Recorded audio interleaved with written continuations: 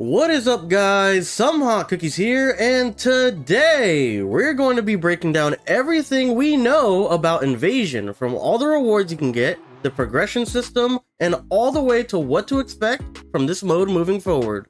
If you guys are hyped for Invasion mode or Mortal Kombat 1 in general, let me know by hitting that like button, and to learn all about Mortal Kombat 1 news the second it gets officially revealed, make sure to subscribe. Now without further ado, let's talk about Invasion mode. Now some of you might instantly think Halo Reach when I say Invasion, but no, we're talking about the new RPG-like, seasonally updated single-player mode coming to us in Mortal Kombat 1, courtesy of NetherRealm Studios. The layout of this mode is essentially a top-down view of a massive map which you will traverse with any chosen fighter and kameo fighter. All fighters have different elemental types, with respective advantages and disadvantages to all the elements, similar to something like Pokemon. This goes for both your main fighters and your kameo fighters, so if you want to supplement your weakness or double down on an advantage, the choice is completely yours. The map looks very similar to a Mario Party type layout, but you don't seem to need to roll a dice to move, as you seem to just need to choose a direction and land on the tile ahead. But every tile seems to have some predetermined event you will have to do, from a minigame to a fight to unlocking a chest, all the way to receiving items to further progress into the map of Invasion mode itself.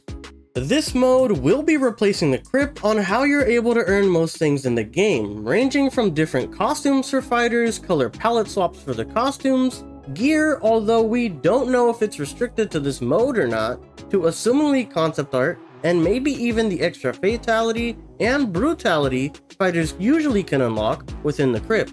Not only does this mode replace the crypt, but it feels heavily similar to the challenge tower in Mortal Kombat 9 as well. The tower in MK9 provided a big special bonus for completing all 300 levels, which was an exclusive Flesh Pit's Melina skin. This will seemingly happen every season we clear Invasion mode as well. We will come back to this point later. Along with this, they also have a series of different minigames sprinkled in throughout certain tiles of Invasion mode as well.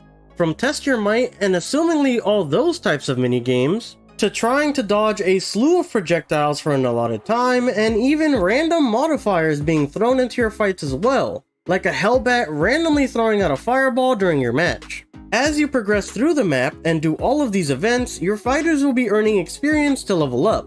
Once a fighter levels up, they get natural stat boosts that apply to every fighter, including ones you aren't using, but you get an extra 5 points per level to allocate them however you want. I will have the stats on screen so you can see what exactly is being increased with every level. There seem to be 3 different types of currencies in Invasion mode, from the usual coins to silver ones that have sharp edges, all the way to ones that look like the Chinese currency coins with a square hole in the middle. Speaking of currency, the shop in this mode to get certain consumables and gameplay enhancers is actually the kollector himself. Along with this, there seem to be consumable component items you can use as well that are used to make and repair talisman and relics in this mode. Talismans seem to be gameplay modifiers that you can use that have limited uses and will need to be repaired in the mode's forge or have new ones constructed.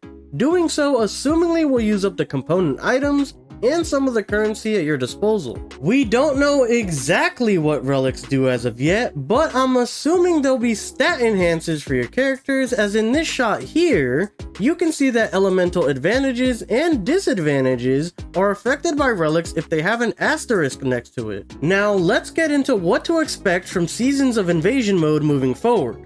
Invasion mode will be having seasons, and the first one launching with the game is called Season 1, the Spectre. This season focuses on Hanzo Hasashi's Scorpion traveling through different timelines to try and find one where his wife Harumi isn't killed so that they could continue their lives together. When he gets to this timeline, he finds out that she is alive, but she is married to Kuai Liang. This enrages him beyond belief, and he vows to burn the timeline down to the ground. Now, whether the events of this timeline are actually canon, or just essentially fanfic what-if scenarios made by NetherRealm, only time will tell. But in the meantime, if you want to know where this timeline's Hanzo Hasashi is, we put together a theory video that talks about just that. So far, we've been doing pretty well for ourselves in the theory department, and we even called Chronica one entire month before she was seen during the Chapter 1 gameplay review. So if you want to check those videos out, they'll be in the description down below. But for now, here are things you can expect from seasons moving forward. Every 6 weeks, a new invasion season will start, which means you have 6 weeks to clear the prior board and get anything you may want from that season. Because as of right now, we don't know if you'll be able to go back and complete or get things from the previous seasons. If you can, I'm assuming you'll have to buy it for dragon crystals at a premium whenever it happens to pop up in the in-game shop.